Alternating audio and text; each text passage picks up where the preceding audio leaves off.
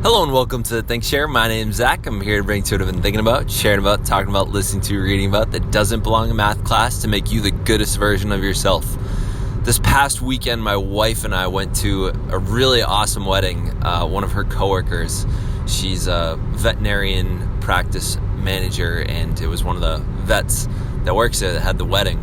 And the sort of story that I wanted to share with you all was I didn't know this couple very well. I had met the vet herself, I think 2 or 3 times, and I met the husband or the groom once.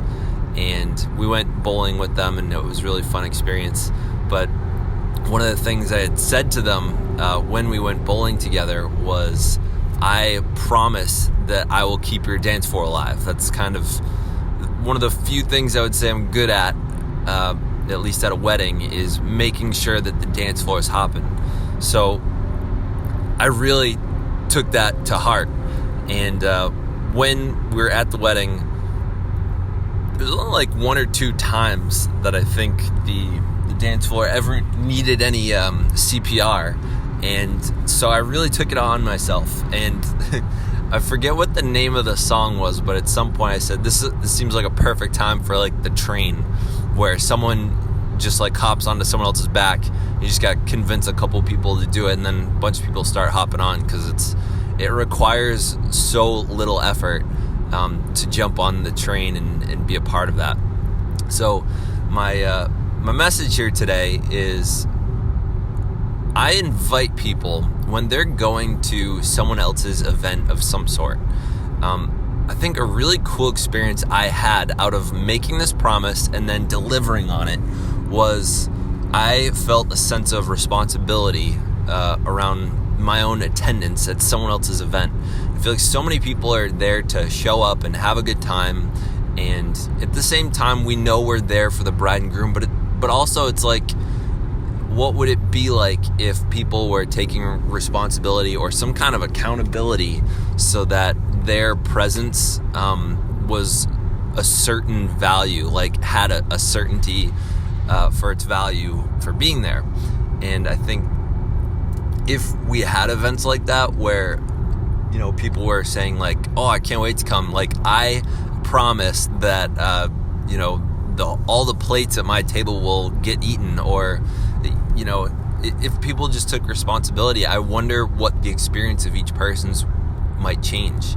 I know in terms of dancing, I know there's a lot of people out there that they watch the dance floor, they like the idea of dancing, but don't necessarily like dancing that much themselves. But when you have someone that's taking responsibility for making sure that dance floor is full and moving, I had the confidence just to ask people to get on the floor. And, as much as I probably didn't need this, one of the interesting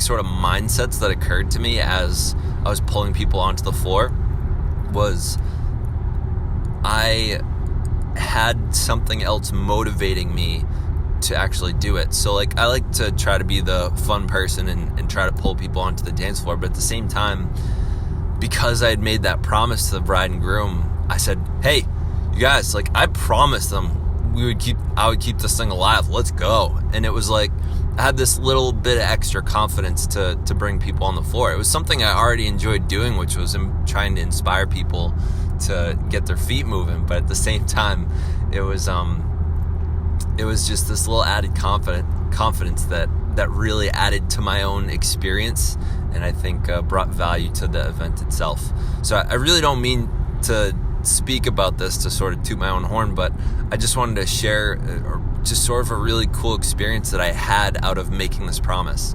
So I guess my invitation is, sort of a side note, if you don't know how to dance, I highly recommend learning just a couple moves to add to your repertoire.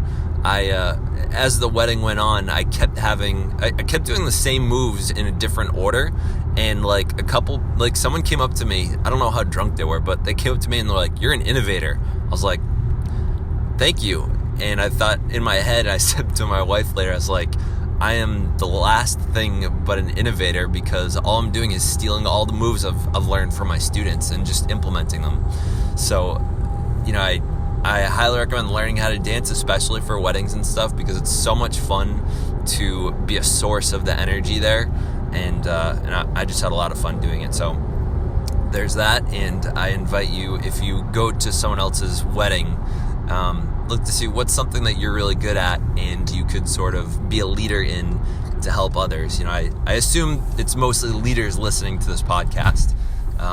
Social leaders, literal leaders, like you have positions, or just, you're a leader among your friends and your people. So I invite you to look to see where you can bring your leadership to the dance floor or to anywhere, a wedding or an event that you're invited to. That's all for today. Thank you for listening to this. I hope you subscribe and leave a comment or a review on iTunes or Anchor. I look forward to speaking with you again. Thank you for listening. Stay weird, humans.